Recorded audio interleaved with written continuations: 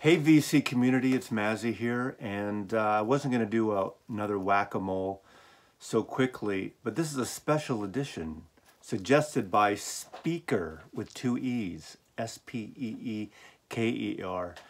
I know off the side, facing the other direction, you've seen my whole wall of some of my Beatle collection, so he suggested I do just a Beatles-only whack-a-mole. So, let's see what happens here. Now, my Beatle collection, which you can see here, the records on the side, half the books, the other side are all Beatle-related books. In fact, I'm looking at another wall full of Beatle books, but that's sort of beyond this scope right now.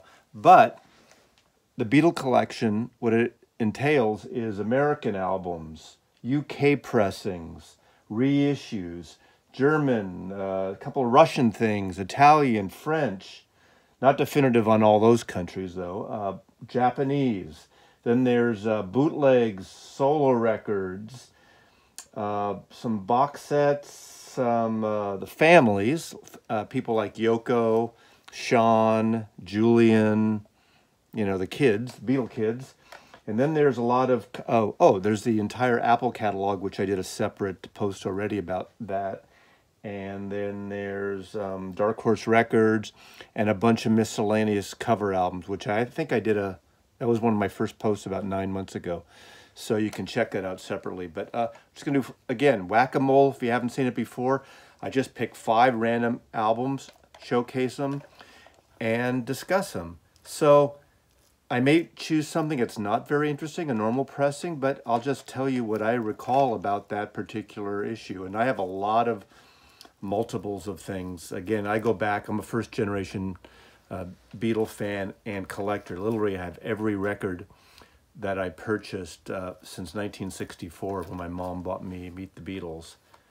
There's a story behind that, maybe another time. But I just clear everything off the front facing images right now. And this is one thing I just thought was cool. When I worked in record stores in the 70s, I worked in the record business from 73 to 80, but I worked retail when the Hollywood Bowl live album came out, and I have a promo sampler 8-track from the Hollywood Bowl, still sealed, in store, not for promotion. Like we're gonna play 8 tracks even at that time. Forget it. Anyway, whack-a-mole, 5 records I randomly pick, showcase and discuss. The Beatle edition, Beatles. Okay, here we go. Da-da-da-da.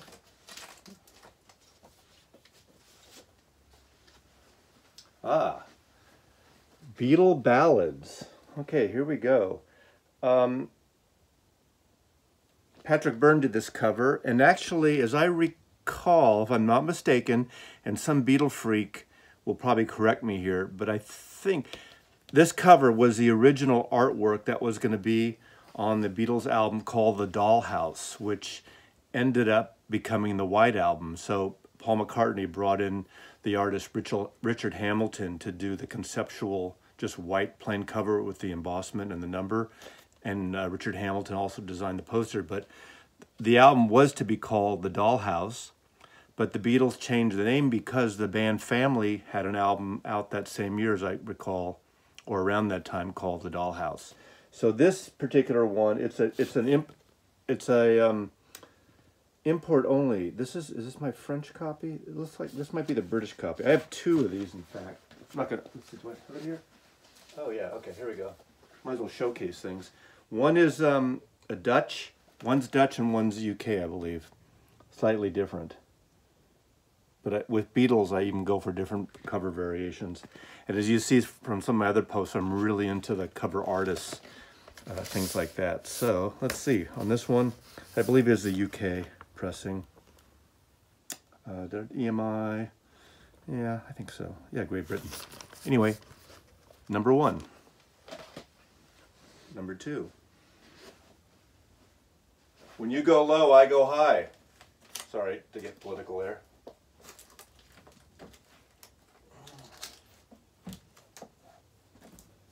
Let's grab one, Maslow. Oh, nothing really special. Beatles 1. 2000. Interesting thing about these were all remastered versions, and a lot of the stereo, as you know, were not remastered at the time, I believe, or not. I forgot. Some of them were analog. Anyway, I'm not going to get into that right now, but nothing interesting. Beatles won, you know it, all the #1 singles, UK, America. We'll go low now.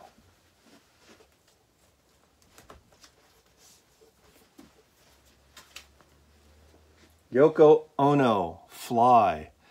I know she gets a lot of hits, but I'm a big Yoko Ono fan. In fact, this album is probably her best album, in my opinion. The first Plastic Ono Band, the Yoko version, is also great.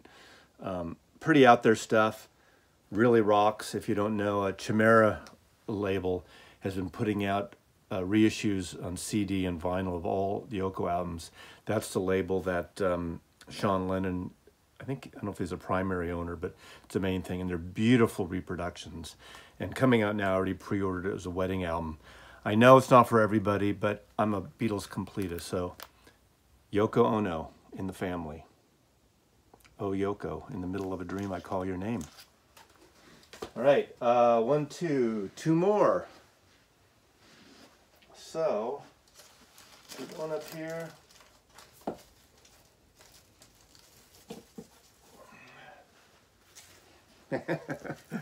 Always good. The Beatles versus the Four Seasons. As you know, that before Capitol picked up the Beatles records in the U.S., they were on, actually, VJ picked and Tolly as a single, but VJ, with Introducing the Beatles, got their music, and they had a finite number of songs or recordings that they could release over the first year or so.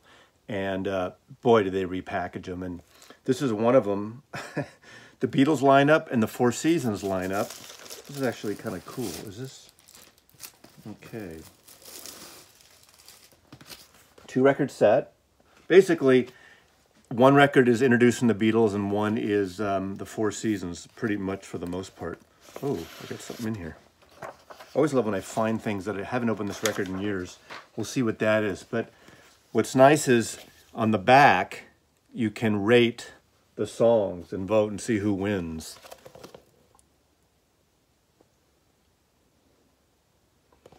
Who do you think the winner would be in a Beatles versus Four Seasons? Well, you know who I'm going to pick, but just great. Isn't this fun? This is fun.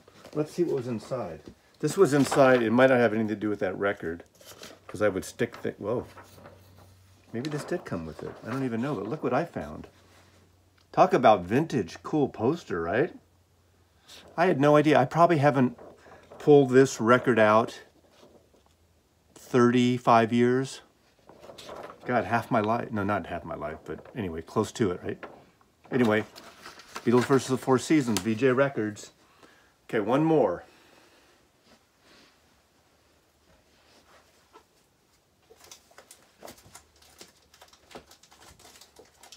Whack-A-Mole Beatle Edition. New, Paul McCartney. I'm not a big fan of this record, you know. I won't get into that whole story, but I'm not oh, this one's even sealed. This is a limited pink vinyl, so I have the regular edition opened. This is a pink vinyl. Again, this is where my dollars go. Being self-employed is a good thing and a bad thing. Good thing is, it's all, I write things off because it's music related, because my clients, some of my clients are record companies. Don't tell anyone that. Anyway, new.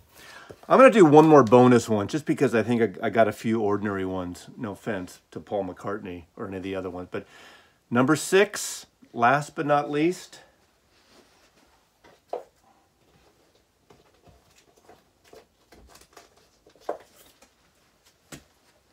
Okay, well, you all know it. Again, nothing special again, but still, Traveling Wilburys. We love the Traveling Wilburys in the Beatle universe. Anyway, that's Whack-A-Mole. Again, I always do that. That's Whack-A-Mole, Beatles Edition, Volume 6. Take care, and sometimes we'll dive more into the collection. I'll segment it out, and if you have any requests, maybe down the line, I'll take requests. Thanks again, and thanks for subscribing. You guys have been great. I'm loving this. It's fun. I know I'm on a roll right now. I'm going away in a week and a half to New York for work. So maybe I'll do a few more before that. I know this weekend I'll be doing the photo contest winners, and then we'll take it from there. Mazzy out. Bye.